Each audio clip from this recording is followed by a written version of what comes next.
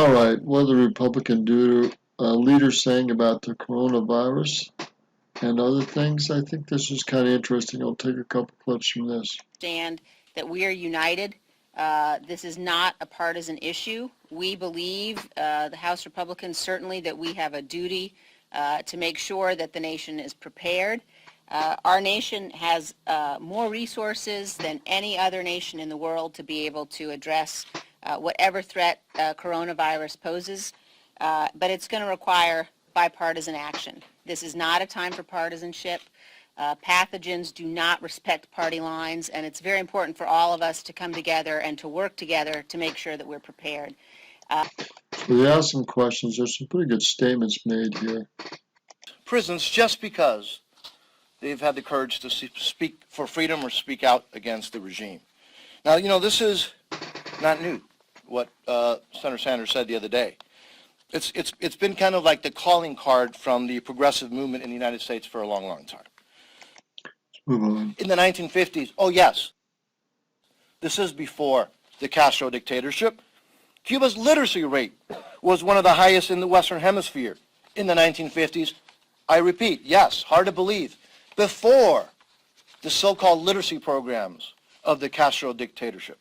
Again, some realities. In Cuba, well over 1 million people in a country of just 9 millions, not 9 millions, have risked everything to escape that dictatorship because things are so good there. Not so good. Socialism sucks. Let's move on. Well-being of the Cuban people. Well, Mario's voice is so passionate and powerful to serve as a stark reminder to people of just how devastating the Castro regime and socialist regimes in general are to the people of those communities and those countries. Ash, this must be Ash Wednesday here.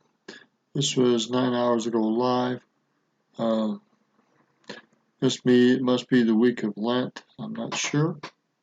I'm sure he's Catholic. Let's move on. To promote freedom, and just what the leading Democrat candidates for president want to do to take away that very freedom while associating themselves with people. Let's move on.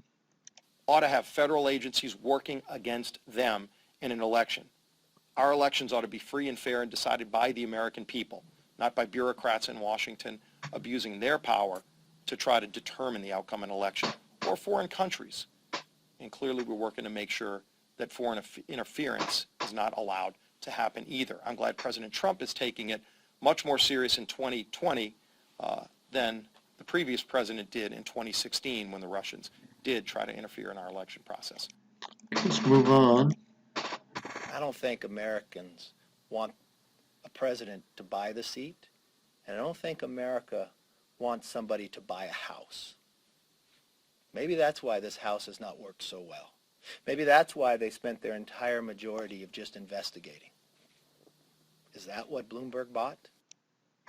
On our need of where to go, we had resources prior, but when a supplemental comes, walking all the way through, talking to the experts, as Steve mentioned, we've been at the White House numerous times. It wasn't just even bipartisan, it was bicameral in those meetings. This is not a time to play politics, just as you watched. So this coronavirus, they're stating again, it's not time to play politics.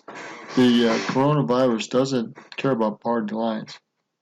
And he'll talk about poverty in California, and if this gets in among the poverty in California, it's going to be a major, major blow to California, economically and medical-wise. You take anything that we had said during the Ebola crisis when we had a different administration.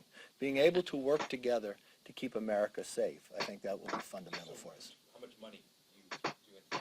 Well, that's why the Appropriation Committee met together. We want to make sure there is enough money. We could always come back. I think $2 billion is a little low on the side. I think we're probably looking at $4 billion in this process. Having spoken to Democrat House members from Appropriations, that's what they were looking. Having spoken to Tom Cole and Roy Blunt have been the leader in rebuilding the CDC and NIH. If there's any people that deserve credit, when you talk to Tom Cole, working 2.5 years to get an infectious disease rapid response fund, something other people didn't think about, but thinking about this day coming, Are we prepared?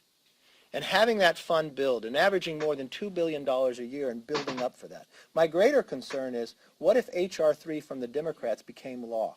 Wiping out the cures of the future when we see, as the world continues to change, that we are going to need new cures. We're going to need a vaccine. Do we have all the science behind what we need to get that vaccine?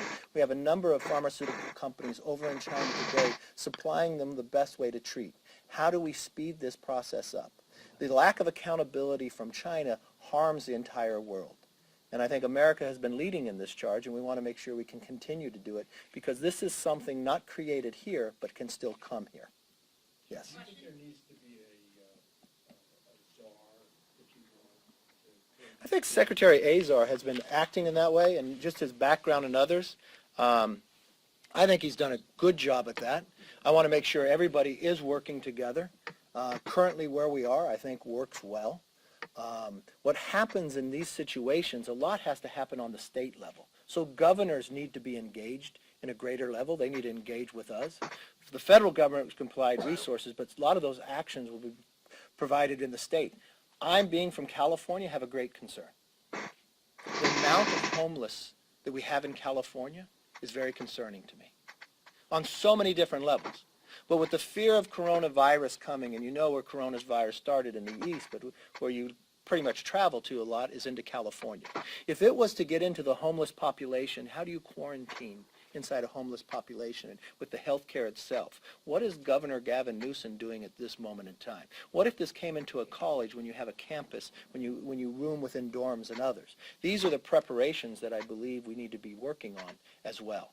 But that's why you have to engage the governors. And the secretary, having been in the health care industry, having worked as the Secretary of Health and Human Services, understands government as well. So it's not just plopping somebody in. They've got to have an understanding of government and also from the medical community as well. And Azar is really at the right person at the right time.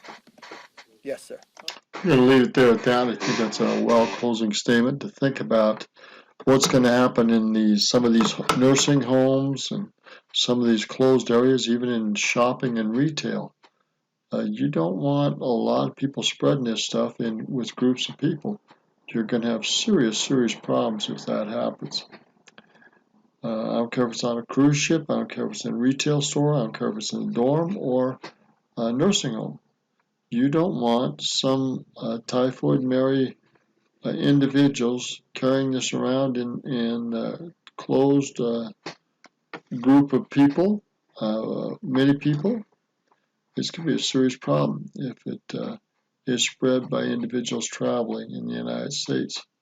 All right, we're going to end it for now, but I think much more will have to be done. I don't know how well they're how close they're getting on a vaccine for this, but they're going to need one, I believe, in the future. And it may be mandatory to take that to save some population. So there's going to be a lot of money spent on this if it gets serious in the United States and other places. It's Roger Martin from Billings, Montana. Yeah, this had 360,000 views 9 hours ago, so by Fox News. So they held a press conference about 9 hours ago, and it's got some good viewership. Good day.